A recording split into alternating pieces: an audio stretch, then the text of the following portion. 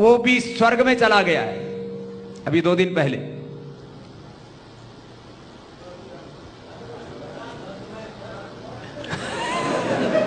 हमारे यहां स्वर्गवासी बोलते हैं, सही नरक में गया हो भाई। एक आदमी से मैंने बोला रहना कहां है? बोला अमेरिका में। मैंने कहा मरना कहां है? बोले भारत में। मैंने कहा ये क्या, रहो वहां और मरो यहां, कमाओ वहां और लकड़ी यहां की फुकवाओ।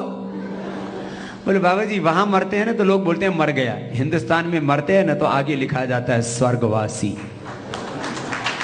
ये हिंदुस्तान ही ऐसा। पहला घोटाला बोफोर्स घोटाला और अंतिम बड़ा घोटाला कोयला घोटाला। देश के लोगों को याद दिलाते रहना है, देश में एक बड़ी बीमारी है भूलने की। क्या बीमारी है? जवान बेटे की भी मौत हो जाए तो क्या करते हैं लोग? भूल जाते हैं, महीने 2 महीने 4 महीने 6 महीने।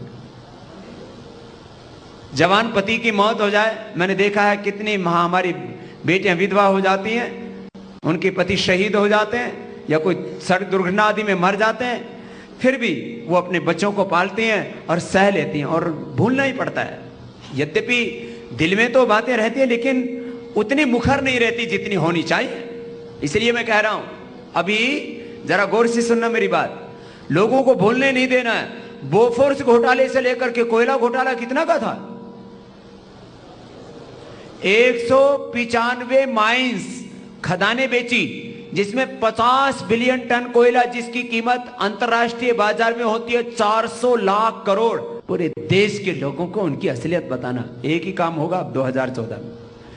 ये अपनी लूट के ऊपर झूठ का पर्दा डालने की कोशिश करेंगे। ये हमने तो कुछ किया ही। ये अपनी लूट और झूठ पर पर्दा डालने की कोशिश करेंगे और हम लोगों को एक एक वार्ड तक समितियां बना करके और घर घर जा करके इनकी लूट और झूठ का पर्दाफाश करना है। बस ये काम हमने कर दिया ना तो परिवर्तन अपने आप हो जाएगा। मैंने कहा दुश्मन जब सबसे ज्यादा कमजोर हो ना तब वार करना चाहिए। अब हालात इनकी क्या है? घोटालों से घिरे पड़े हैं, पूरी दुनिया में बदनाम हो चुके हैं। रुपए का अवमूल्यन इन्होंने इतना कर दिया। पूरे देश के लोगों को बताना, 15 अगस्त 1947 को जब भारत आजाद हुआ था तो रुपए डॉलर पौंड में कितना फासला था? 3 रुपए दे करके डॉलर और 5 रुपए दे करके पौंड मिलता था। 1 3 5 यही फासला था, है ना?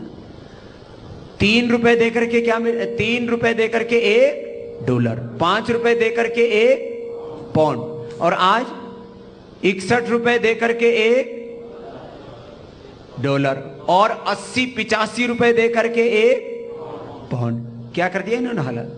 इस समय सबसे ज्यादा कमजोर है। आर्थिक दृष्टि से देश को धकेल दिया पूरी तरह से पीछे। गरीबी, उस समय 3 करोड़ लोग गरीब थे जब भारत आजाद हुआ। कितने लोग गरीब थे? 3 करोड़, और आज गरीब हैं 84 करोड़। ये तो खुद जो है सस्ता खाना खाओ, हमको वोट दे जाओ, इसके आगे कुछ मत सोचो। महंगाई का क्या होगा, गरीबी का क्या होगा, बेरोजगारी का क्या होगा, आर्थिक सामाजिक गैर बराबरी का क्या होगा, कुशासन का क्या होगा, भारत की समृद्धि कैसे होगी, सलामती कैसे रहेगी हिंदुस्तान की, काला धन कैसे आएगा, भ्रष्टाचार कैसे मिटेगा, व्यवस्था कैसे बदलेगी, कोई बात ही नहीं करना चाहते ना। बोले सस्ता खाना खाओ और हमको वोट दे जाओ। अब देश के लोगों को बोलना है अरे अनाज दे करके हमारे ऊपर कोई मेहरबानी नहीं कर रहे, ये मुफ्त में भी खाना खिलाएं तो खा जाओ और पैसे भी देते हैं तो ले जाओ, लेकिन वोट इन बेईमानों को नहीं डालना। ऐसा पूरे देश में जागरण करना। और जागरण देखो, मैंने कहा आप और हम क्यों घृणा करते हैं? क्योंकि इनके कार्य ऐसे हैं, इनका चरित्र ऐसा है। उससे हम प्रेम करेंगे तो हम भी वैसे बन जाएंगे। तो पूरे देश में ये वातावरण जन जन तक निर्मित करना और उनको सच्चाई बतानी है। बस सत्यमेव, सच्चाई को बताना है। बस सच्चाई घर घर जाकर के बतानी है। और फिर जीत उसकी होगी जो बूथ पर मजबूत होगा। ये बड़ा सूत्र दे रहा हूं। जीत किसकी होगी? जो बूथ पर मजबूत होगा, जीत उसकी होगी। ये सूत्र है, इसीलिए बूथ लेवल तक फैलना है अपने। जो बूथ पर मजबूत होगा, जीत उसकी होगी। बूथ पर जिसका यूथ होगा जीत उसकी होगी। 1 बूथ 11 यूथ, ये जीत का मंत्र है। बूथ पर यूथ, बूथ पर जो होगा मजबूत और बूथ पर जहां होगा यूथ वहां जीत होगी। इसके तहत आपको काम करना। अभी गुरु पूर्णिमा पर सब मिले। अभी 22 जुलाई को गुरु पूर्णिमा आ रही है और सब मिलकर के संकल्प लें कि हमें अपनी आमदनी का 1 से 10% वो सेवा के लिए, संगठन के लिए, राष्ट्र निर्माण के लिए अर्पित करना है। 1 से 10%।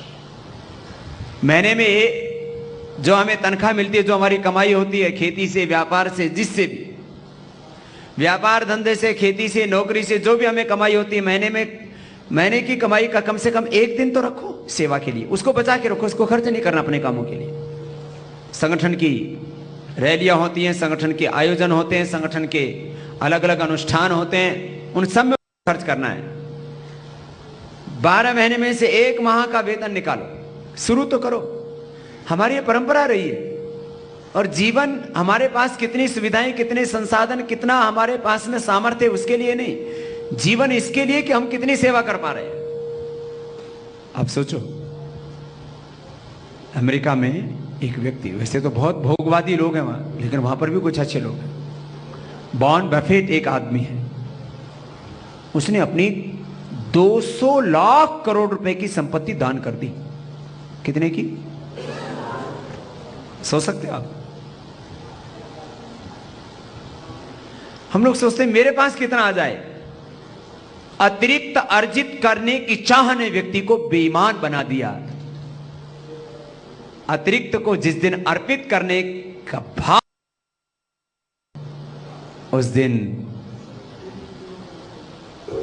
दिन ये राष्ट्र विश्व की महाशक्ति बन जाएगा। उस दिन भ्रष्टाचार मिट जाएगा, उस दिन बेईमानी खत्म हो जाएगी और उस दिन इस धरती पर स्वर्ग का अवतरण हो जाएगा।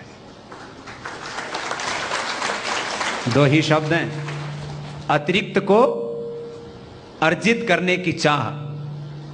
पुलिस की नौकरी तो मिल गई, ऊपर से क्या मिलेगा? इनकम टैक्स में इंस्पेक्टर तो बन गए, कमिश्नर तो बन गए, ऊपर से क्या मिलेगा? इसलिए ट्रांसफर कहां कराते हैं? जहां ज्यादा माल होता है। मिनिस्टर तो बन गए, महकमा क्या मिलेगा? दुकान में नंबर 1 का माल तो बेच रहे हैं, इसमें मिलावट करके ऊपर से क्या कमाई होगी? ये अतिरिक्त की चाह, अतिरिक्त को अर्जित करने के भाव ने व्यक्ति को बेईमान बना दिया। अतिरिक्त को समर्पित करने का भाव, ये हमारी संस्कृति है। इससे धरती पर स्वर्ग आएगा, इससे व्यवस्था बदलेगी, इससे भ्रष्टाचार मुक्त भारत बनेगा। अपने लिए कितना जरूरी है? पहनने के लिए 2 कपड़े, जीने के लिए 2 गज जमीन। बैठो, चलो, घूमो फिरो, दौड़ो, 2 गज से ज्यादा एक बार में हमारी जमीन काम, दौड़ोगे तो भी आप जितने जमीन पर आप रहते हो वो 2 गज जमीन होती है, इससे ज्यादा नहीं। चाहे दौड़ लो, चाहे सो जाओ, बैठे रहो। जीने से लेकर के कब्र में पहुंचने तक, शमशान तक। शमशान में भी लकड़ियां जलाएंगे तो 2 गज से ज्यादा में जलते हो क्या? यदि दफनाया भी जाता है तो भी 2 गज से ज्यादा जमीन काम नहीं आती। 2 से ज्यादा वस्त्र पहन नहीं सकता आदमी, और 2 वक्त की रोटी तो, अरे चींटी से लेकर के हाथी तक जो थोड़ा भी हाथ पैर चलाता उसको मिल जाती है। इसलिए इसके बारे में नहीं सोचो, इससे आगे सोचो। वहां से जीवन शुरू होता है और वह है सेवा, वह है सेवा। मैंने कभी भी अतिरिक्त को चाहा ही नहीं। अतिरिक्त तो बहुत दूर की बात है। मैंने तो इसके बारे में भी सोचना छोड़ दिया कि मेरे कपड़े कहां से आएंगे। इतने आते हैं, वो दान करने पड़ते हैं। आप लोग दुकान में जाकर के कभी ना कभी तो ड्रेस खरीदते होगे ना? मुझे तो ड्रेस खरीदे ही कई दशक हो गए। क्यों? कहीं भी जाते हैं तो 2 और ज्यादा मिल जाते हैं तो फिर और दूसरे बच्चों को देता रहता हूं। अब तो मुझे और सन्यासी भी बहुत बनाने हैं, इसलिए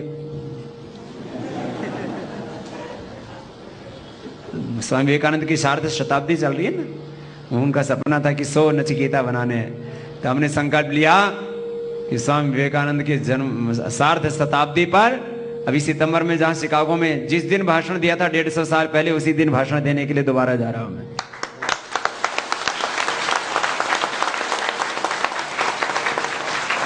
सत्ताईस सितंबर को।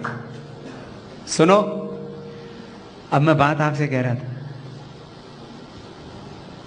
और इसके लिए भी आप में से कुछ लोगों को तैयार करना है मुझे। अपने अपने क्षेत्र में आपको भूमिका निभानी है, जहां आप हैं वहीं पर। जैसे अभी भाई लक्ष्मी जी कह रहे थे, जिस गांव में, जिस तहसील में, जिले में, जहां पर हो वहां अपनी भूमिका निभाओ। लेकिन कुछ बड़ी भूमिका निभाने के लिए घर से बाहर आओ, जैसे मैं बाहर आया हूं। मैं यदि अपने घर में रहता, अपने गांव में रहता तो अच्छा, या पूरे देश के बीच आ गया, सबके बीच आ गया, आप सबके बीच आ गया? घर में रहता तो अच्छा है, घर छोड़ दिया तो अच्छा? जोर से तो बोलो। और मैं शादी करा लेता तो अच्छा रहता, या योगी सन्यासी हो गया तो अच्छा? और मैं गुफा में रहता और समाधि लगाता हिमालय में तो अच्छा, या सेवा कर रहा हूं तो अच्छा? अच्छा, आप जीवन में कैसे रहना चाहते हो? खुश रहना चाहते हो ना? तो मैं खुश हूं या दुखी हूं? बाबा यार तो इतने खुश रहते हो, सबको खुशियां बांटते रहते हो। अच्छा, तो मैं खुश हूं, ठीक है। और मैं अच्छा काम कर रहा हूं या बुरा काम? मेरे पास किसी चीज की कमी है? जोर से बोलो। मेरे पास किसी चीज की कमी? मैं खुश हूं या दुखी हूं? मैं अच्छा काम कर रहा हूं कि बुरा काम? अच्छा, आप भी कैसे जीना चाहते हो? खुश रहना चाहते हो या दुखी? और बुरा काम करना चाहते हो कि अच्छा? अच्छा काम करना चाहते हो। और आप चाहते हो, आप भी यही चाहते हो कि मेरी जिंदगी में कोई अभाव? तो मेरी जिंदगी में कोई अभाव, मैं बहुत खुश हूं और काम अच्छा कर रहा हूं। और हिमालय में बैठा नहीं, हिमालय में बैठ के गुफा में समाधि नहीं लगाई, क्या कर रहा हूं? सेवा कर रहा हूं। और घर पर नहीं रहा, घर भी छोड़ दिया। और ब्याह नहीं कराया, कोई गर्लफ्रेंड नहीं बनाई।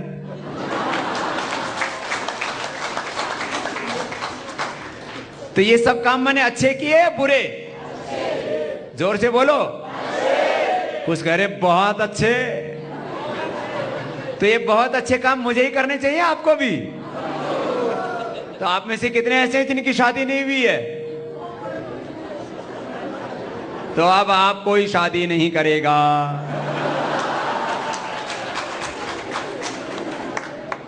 आप ही ने तो कहा था शादी करना अच्छा, योगी सन्यासी होना अच्छा, घर में रहना अच्छा नहीं है, घर छोड़ना अच्छा, समाधि लगाना अच्छा नहीं, सेवा करना अच्छा, खुश रहना है, अच्छा काम करना है, और किसी चीज का अभाव जिंदगी में।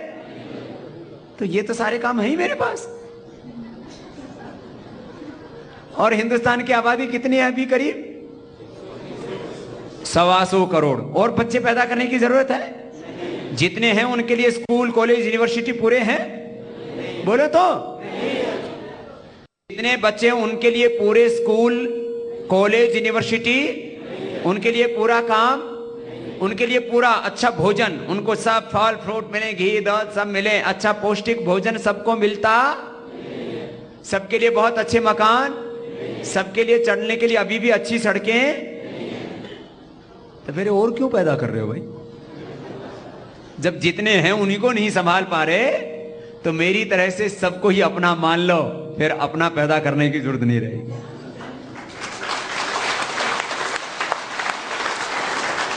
मैं मेरे सामने बैठी हुई सब माँ बहन बेटियों को अपनी माँ बहन बेटी मानता हूं, इसलिए मैं तो अपना ही दर्शन आप में करता हूं। मैं अपना रूप देखता हूं आप में। हाँ, सच्ची कह रहा हूं। जैसे मैं अपनी माँ से प्यार करता हूं ना, ऐसी सब माताओं से ऐसे ही प्यार करता हूं। सब पिता तुल्य बुजुर्गों को, मेरे बाएं तरफ काफी बुजुर्ग भी बैठे हैं, बुजुर्गों को अपने पिता के समान, अपने दादा के समान मानता हूं। और आप जवानों को अपना हाथ मानता हूं और अपने साथ मानता हूं। अपना छोटा भाई है, अपना बड़ा भाई, छोटे बच्चों को अपने बेटा बेटियों की तरह मानता हूं और हमेशा खुश रहता हूं। यहां शादी नहीं होती तो मेरी शादी नहीं हुई, फिर शादी होने के बाद बच्चे ना हो तो परेशान, और बच्चे हो जाए नालायक निकल आए तो धी जवाई ले गए, बहुए ले गई, पूत, और ये तो रह गई ऊत की ऊत। उत्तराखंड की त्रासदी में आपदा पीड़ित श्रद्धालुओं की सेवा के बाद पतंजलि योगपीठ ने आपदा पीड़ित निराश्रित महिलाओं के स्वावलंबन एवं अनाथ बच्चों के सहायतार्थ गुप्तकाशी के समीप नारायण कोटी में पतंजलि सेवाश्रम शुरू किया है। इस आपदा में जिनका सब कुछ खत्म हो गया है, ऐसे अनाथ बच्चों की सेवा के लिए यदि आप अभिभावक व पालक सदस्य बनकर अपने शक्ति सामर्थ्य के अनुसार इन बच्चों के जीवन में खुशी लाना चाहते हैं तथा इनके भोजन, आवास, शिक्षा, संस्कार एवं घर जैसा प्यार देकर उन्हें एक आदर्श नागरिक बनाना चाहते हैं तो सहयोग हेतु संपर्क करें। पतंजलि सेवाश्रम, नारायण कोटी, केदारनाथ रोड, गुप्तकाशी, उत्तराखंड।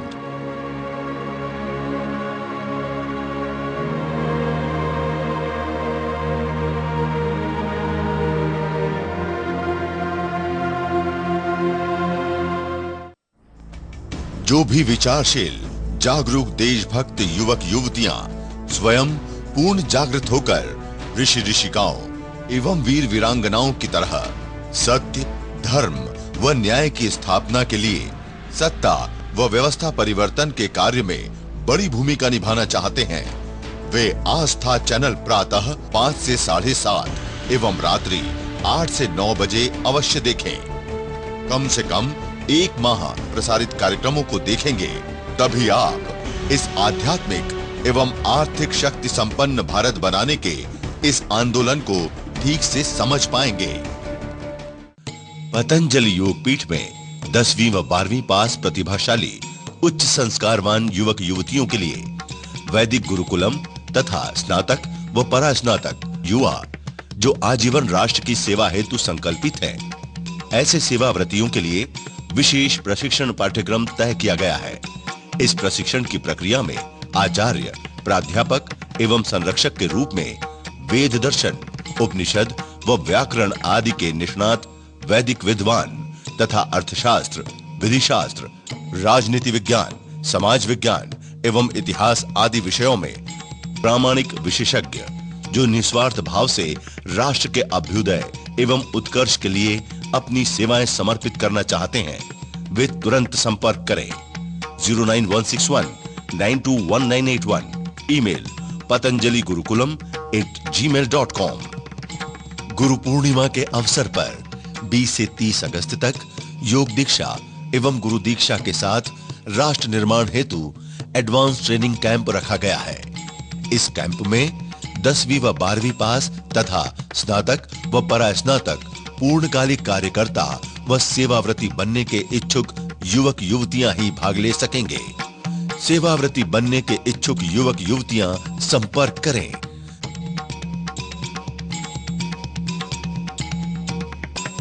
बीस से 30 जुलाई तक होने वाले योग दीक्षा एवं गुरु दीक्षा कार्यक्रम का विशेष प्रसारण आस्था पर अवश्य देखिए। श्रद्धेय आचार्य बालकृष्ण जी के जन्मोत्सव के उपलक्ष्य में 1 अगस्त से जड़ी बूटी सप्ताह के दौरान पूरे देश में संगठन के सभी कार्यकर्ता एवं प्रकृति प्रेमी, जागरूक और विचारशील देशवासी आंवला, एलोवेरा, गिलोय, तुलसी व नीम आदि औषधीय पौधों को लगाने का अभियान चलाएंगे, जिससे हम धरती को ग्लोबल वार्मिंग व दारुण दुख देने वाले रोगों से बचा सकें। इसी दौरान 1 अगस्त से 6 अगस्त तक पतंजलि योग समिति नेपाल के योग शिक्षक भाई बहनों व वरिष्ठ कार्यकर्ताओं के लिए पतंजलि योग पीठ में शिविर रखा गया है। पतंजलि योग पीठ की नेपाल शाखा के अंतर्गत लगभग 30,000 योग शिक्षक एवं कार्यकर्ता निस्वार्थ भाव से सेवा दे रहे हैं। नेपाल को आध्यात्मिक एवं आर्थिक शक्ति संपन्न बनाने के लिए बड़ी कार्य योजना हेतु ये शिविर रखा गया है। अधिक जानकारी के लिए संपर्क करें। पतंजलि योग पीठ नेपाल, मंडी कटार, काठमांडू। संपर्क सूत्र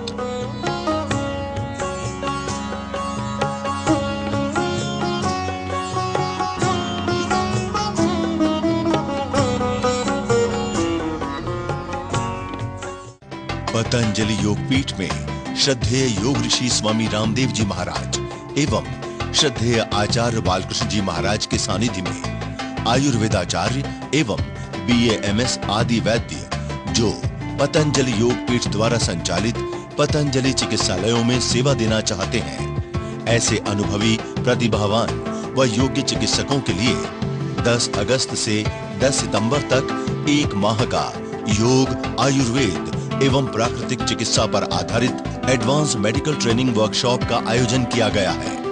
प्रशिक्षण के बाद सुयोग्य वैद्यों को श्रेष्ठ वेतनमान के साथ पतंजलि चिकित्सालयों में सेवा प्रदान की जाएगी। इस चिकित्सक शिविर में भाग लेने के इच्छुक वैद्य तुरंत संपर्क करें। पतंजलि योगपीठ हरिद्वार।